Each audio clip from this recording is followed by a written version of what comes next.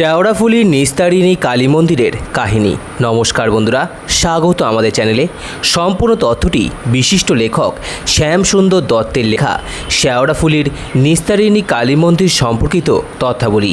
আপনাদের কাছে অনুরোধ, ভিডিওটি আপনারা সম্পূর্ণ দেখুন।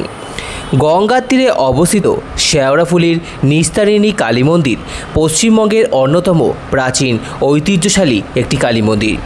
কথিত রয়েছে 1827 খ্রিস্টাব্দে বা বাংলা 1234 বঙ্গাব্দের জ্যৈষ্ঠ মাসের শুক্লা পঞ্চমী তিথিতে বর্ধমানের পাটুলির রাজা তথা শেওড়াফুলির রাজবংশের হরিশ্চন্দ্র রায় এই মন্দিরটি প্রতিষ্ঠা করেছিলেন। মন্দিরটি চূড়াবিহীন। রাজা হরিশ্চন্দ্র ছিলেন পরম ধার্মিক, নিষ্ঠাবান ও মা কালীর ভক্ত। জানা যায় রাজার 3 রানী ছিল। প্রায় প্রতিদিনই রানীদের মধ্যে অশান্তি লেগে থাকত। একদিন রাজা নারায়ণপুর প্রাসাদে ফিরে দেখেন 3 রানী ঝগড়া করছেন। এই দৃশ্য দেখে রাজা ভয়ঙ্কর রেগে যান। ক্রোধে তরবারি দিয়ে বড় রানীকে হত্যা করেন। এই ঘটনার পর রাজা প্রচণ্ডভাবে বিষণ্ণ হয়ে পড়েন। অনুতপ্ত ও অনুশোচনায় জর্জরিত রাজা প্রাসাদ থেকে বেরিয়ে এসে আত্মহত্যারও চেষ্টা করেন, কিন্তু আত্মহত্যা করতে ব্যর্থ হন। এরপর ঘুরতে ঘুরতে তিনি গভীর জঙ্গলে একটি গাছতলায় আশ্রয় নেন। এরপর অবসাদগ্রস্ত অবস্থায় ক্লান্ত হয়ে একসময় ঘুমিয়ে পড়েন। সেই দিন দেবী কালিকা রাজা হরিশ্চন্দ্রকে স্বপ্নাদেশ দেন। স্বপ্নাদেশে দেবী রাজাকে গঙ্গার তীরে একটি মন্দির প্রতিষ্ঠা করতে বলেন। এরপর রাজা ফিরে এলেন রাজদরবারে। কর্মচারীদের আদেশ দিলেন ওই জঙ্গল থেকে শিলাখণ্ডটি তুলে আনতে। এরপর রাজা দেবীর নির্দেশ মেনে শেওড়াফুলিতে গঙ্গার তীরে মা কালীর মন্দির প্রতিষ্ঠা করেন।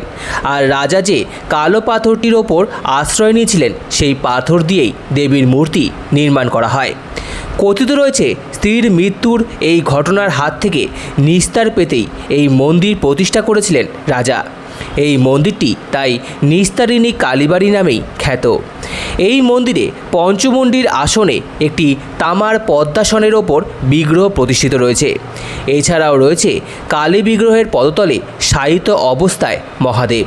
শুধু রাজা হরিশ্চন্দ্র নন, এই মন্দিরের সঙ্গে রানী রাসমণির নামও জড়িয়ে রয়েছে এক আশ্চর্য এক ইতিহাস।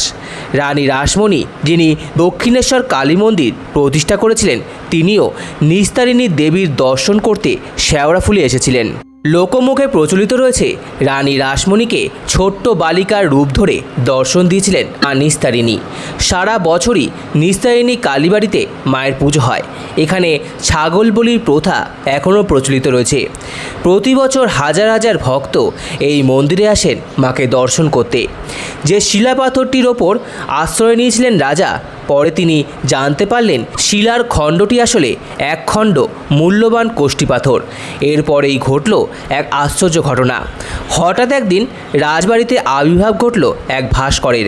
ভাস্কর জানালেন দেবী কালিকার আদেশেই তিনি দেবীর এই মূর্তি গড়তে এসেছেন। বিস্মিত ও হতবাক রাজা এমন অলৌকিক কাণ্ড দেখে মোহিত হয়ে গেলেন। তিনি মূর্তি নির্মাণের আদেশ দিলেন। যথাসময়ে সঠিক নিয়মে তৈরি হলো মায়ের অপূর্ব মূর্তি। মন্দিরে স্থাপন করা হলো মায়ের মূর্তি। এরপর রাজা হরিশ্চন্দ্র মন্দিরের পশ্চিমে নির্মাণ করলেন একটি কুঠির। দিনের বেশিরভাগ সময় কাটাতেন তিনি এই মন্দিরে। শোনা যায় জীবনের শেষ দিন পর্যন্ত রাজা এভাবেই কাটিয়েছিলেন। নিস্তারিণী মায়ের মাহাত্ম্য নিয়ে আরও একটি ঘটনা রয়েছে। তখনও স্থাপিত হয়নি দক্ষিণেশ্বরের ভবতারিণী কালী মন্দির, প্রতিষ্ঠিত হয়নি মায়ের বিগ্রহ। রানী রাসমণি একদিন দেখলেন দেবী নিস্তারিণী তাকে আদেশ করছেন ভাগীরথীর তীরে এই মন্দির প্রতিষ্ঠা করতে। দেবীর আদেশ মতোই রানী রাসমণি ভাগীরথীর তীরে মন্দির স্থাপন করবেন বলে মনস্থির করলেন। একই সঙ্গে দেবীর বিগ্রহ প্রতিষ্ঠা করারও মনস্থির করলেন। তিনি নিজের মনোবাসনাকে বাস্তবে রূপদান করতে রানী বজরা করে ভাগীরথীর বক্ষে প্রায় প্রতিদিনই ঘুরে বেড়াতেন, খুঁজে বেড়াতেন মনের মতো জায়গা।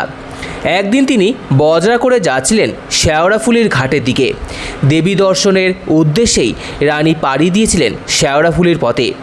ঘাটের কাছে বজরা আসতেই মাঝি এক কিশোরীকে দেখতে পেয়ে তাকে জিজ্ঞাসা করলেন, মা, তুমি বলতে পারো নিস্তারিণী মায়ের মন্দিরটি কোথায়? উত্তরে কিশোরী বললেন, আমি তো সেখানেই থাকি গো, আসুন আমার সঙ্গে চলে আসুন। রানীমা দেরি না করে বজরা থেকে নেমে মন্ত্রমুগ্ধের মতো কিশোরীকে অনুসরণ করতে লাগলেন। মন্দিরের কাছাকাছি আসতেই রানীমাকে নিস্তারিণী মায়ের মন্দিরে দেখিয়ে হঠাৎ কিশোরীটি কোথায় যেন হারিয়ে গেল। রানীমা আগে পিছনে চারপাশে তাকিয়েও কিশোরীটিকে আর দেখতে পেলেন না। ঘটনায় স্তম্ভিত হলেন রানী রাসমণি। কিশোরীটির কথা ভাবতে ভাবতে তিনি দেবীর দর্শন করলেন ও পুষ্পাঞ্জলি দিলেন। রানীমা দেবীর মুখের দিকে চাইতেই চোখ আর মনমোহনী হাসির সাথে মিল খুঁজে পেলেন ওই কিশোরীর। রানী রাসমণি ব্যাকুল হয়ে পড়লেন, ভাবলেন তাহলে ওই কিশোরী কি এই মা? মন্দির প্রাঙ্গণে পৌঁছতে গেলে বেশ কিছু সিঁড়ি ভাঙতে হয়। বড় বড় থামগুলি নাট মন্দির ও বারান্দা। সমস্ত দেবী মন্দিরের সামনে হাড়িকাঠ। মন্দিরের গর্ভগৃহে বেদির ওপরে মহাদেবের বুকে দাঁড়িয়ে রয়েছেন মা ভবতারিণী নিস্তারিণী দক্ষিণাকালী। দেবী মূর্তির উচ্চতা 3 ফুট। মন্দির ঘুরে দেখলে প্রথমেই বাঁ পাশে একটি ঘরে স্থাপিত সাদা শিব মন্দির, আর 2-4 পা এগোলে আরও একটি ঘর। এই ঘরেই রয়েছেন মহিষমর্দিনী দশভুজা, কোষ্ঠী পাথরের বহু প্রাচীন এই বিগ্রহ। অন্য একটি ঘরে দেবাদিদেব মহাদেব, ভিতরে লক্ষ্মী গণেশের মূর্তি, কোষ্ঠী পাথরের তৈরি দেবী অন্নপূর্ণার মূর্তি। মন্দিরের পিছনের দিকে গেলে ডান দিকেই পড়বে ছোট একটি কুঠুরি। মূল দেবীর মন্দির থেকে একটু এগোলেই দেখা মিলবে কাঠের সিংহাসনে প্রতিষ্ঠিত বাঁশি হাতে শ্রীকৃষ্ণের মূর্তি। আরও 2 কদম এগোলেই চোখে পড়বে কয়েকটি শ্বেত পাথরের শিব মূর্তি। উঠোনের চারপাশে তেলে ভাজা থেকে শুরু করে পুজো সামগ্রী বিক্রির দোকান বাদ যায়নি, জিলিপির দোকানও। বিভিন্ন দোকানে জমজমাট হয়ে উঠেছে মন্দির প্রাঙ্গণ। বহু ভক্ত আসেন তারকেশ্বর থেকে, অন্যান্য জায়গা থেকেও বহু ভক্তরা আসেন মায়ের কৃপা পেতে। সকাল ও বিকেলে মাকে লুচি দেওয়া হয়, ভোগ দেওয়া হয় না। সকাল 5:30 নাগাদ মন্দির খোলে, বন্ধ হয় দুপুর 2টো নাগাদ। আবার বিকেলে মন্দির খোলে, বন্ধ হয় রাত 9টায়। মন্দিরে প্রতি অমাবস্যায় মায়ের বিশেষ পুজো হয়, বলিও হয়, মানসিকের বলিও হয়, তবে পরিমাণ খুবই কম। কালী পুজোর দিন ভক্তদের ঢল নামে এই মন্দিরে। শেওড়াফুলির এই মা কালী খুবই জাগ্রত।